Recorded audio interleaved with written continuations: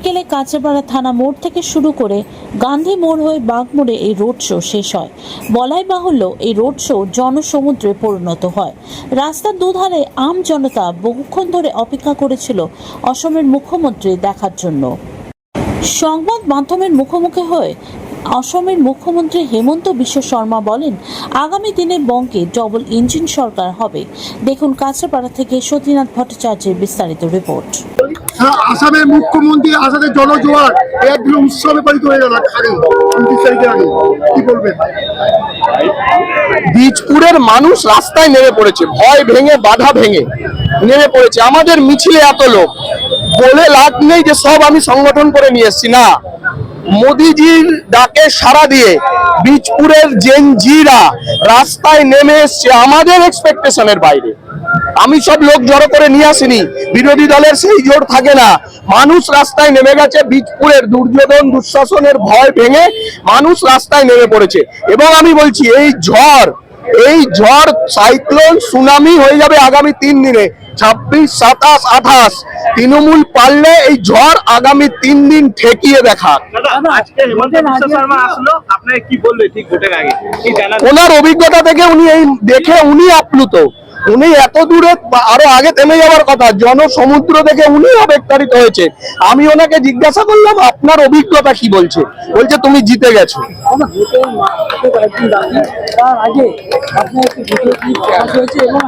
ওগুলো বিষয় না, ভোট বিষয় হচ্ছে শিক্ষা, স্বাস্থ্য, কর্মসংস্থান। বেকারের কাজ হবে কিনা, গরিব মানুষ সরকারি চিকিৎসা পাবে কিনা, স্বাস্থ্য পাবে, তৃণমূলের কাছে কোনো বিষয় নেই এই ভোটে। তাই এগুলো বিষয় করছে, একদম ফেক ভিডিও। যেভাবে আপনার জনসমর্থন দিনের পর দিন বাড়ছে, তাহলে কি শাসক দল ভয় পাচ্ছে?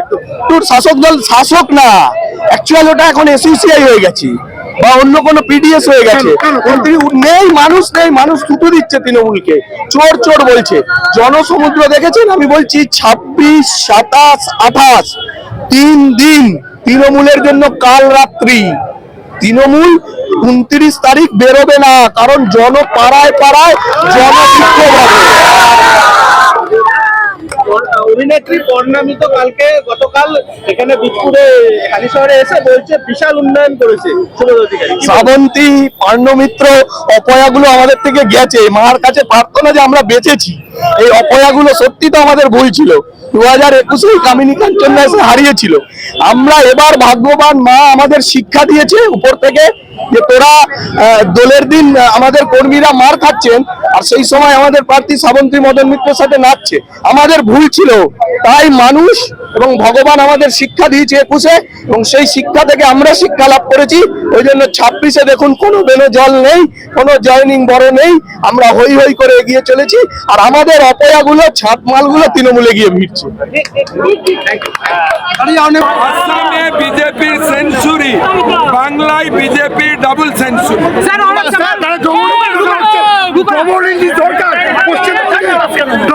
সরকার হচ্ছে পশ্চিমবাংলায় বাঙালি ডাবল ইঞ্জিন সরকার হবে মোদিজির নেতৃত্বে।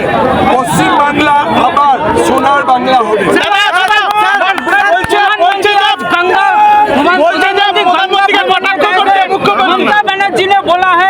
दिल्ली का जमुना दूषित होगा, इसलिए यहाँ पे प्रधानमंत्री जी गंगा में भी जाएगा, जमुना में जाएगा, ब्रह्मपुत्र में भी जाएगा। प्रधानमंत्री को हर जगह जाने का अधिकार है, इसमें आपत्ति नहीं होना चाहिए। प्रधानमंत्री जी गंगा में आए, पूरा विश्व देखा, बंगाल का टूरिज्म पोटेंशियल बढ़ चुका है। जब हमारा असम में ऐसे प्रधानमंत्री आते हैं, मैं तो खुला दिल से स्वागत करता हूँ। दीदी बांग्ला के लिए कुछ भी अच्छा होगा वो प्रोटेस्ट करेगा। प्रधानमंत्री ने जालमुड़ी खाया, आज पूरा देश जालमुड़ी का फिदा हो गया। तो ये बांग्ला के लिए अच्छा हुआ है कि नहीं हुआ है? लोगों को रोजगारी मिलेगा कि नहीं मिलेगा? तो ममता दीदी प्रधानमंत्री को अपोज नहीं कर रहा है, वो बांग्ला का 60 का विरोध कर रहा है। Thank you sir, thank you. জনজোয়ার থেকে আপনারা বুঝতে পারছেন যে আমাদের বীজপুরের প্রার্থী সুদীপ্ত দাস বিপুল ভোটে জয় করবে। আর আমি একটা কথা বলতে পারি, আমাদের আসামের মুখ্যমন্ত্রী উনি যেইভাবে মানুষের সাথে যেই ভালোবাসা উনি দিয়ে গেলেন আর যেইভাবে মানুষ ওনাকে ভালোবাসা দিল, আমি একটা কথা বলতে পারি যে মানুষ পরিবর্তন এবার ভেবে নিয়েছে, পশ্চিমবাংলা পরিবর্তন হবেই। একটা সময় রাজশাহীকে দেখা যেত তৃণমূলীয় প্রচার করতে, তাকে আবার দেখা যাচ্ছে। দেখুন, আমি একটা কথা বলতে পারি, আমি একটা কথা বলি, এরকম একটা পরিস্থিতি 2-3 বছর ধরে হয়ে দাঁড়িয়েছে যেখানে আমি হয়তো ফিট হই না, কেন কি ওরা যেই সিস্টেমে চালাতে চায় সেই সিস্টেমে হয়তো আমি ফিট হই না।